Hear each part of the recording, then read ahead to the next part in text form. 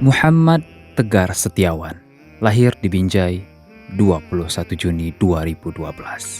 Tidak seperti anak-anak Anda pada umumnya, dia terlahir ke dunia dengan fisik tidak sempurna.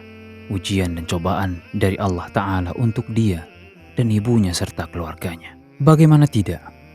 Ibu siapa yang tidak sedih melihat anaknya tidak seperti anak-anak lainnya? Ibu mana yang tidak teriris hatinya menyadari saat pertama kali melihat anaknya tidak seperti anak yang diidam-idamkan?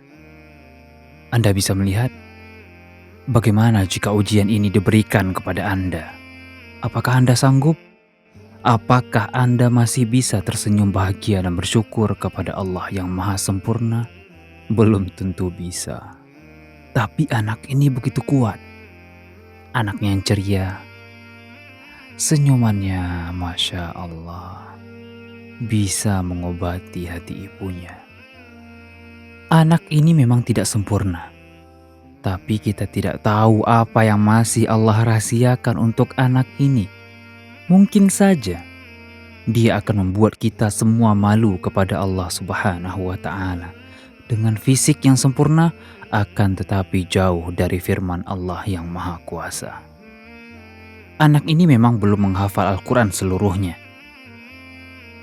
Akan tetapi aku yakin, dalam waktu yang tidak lama, dia akan mengalahkan kita semua dalam menghafal Al-Quran.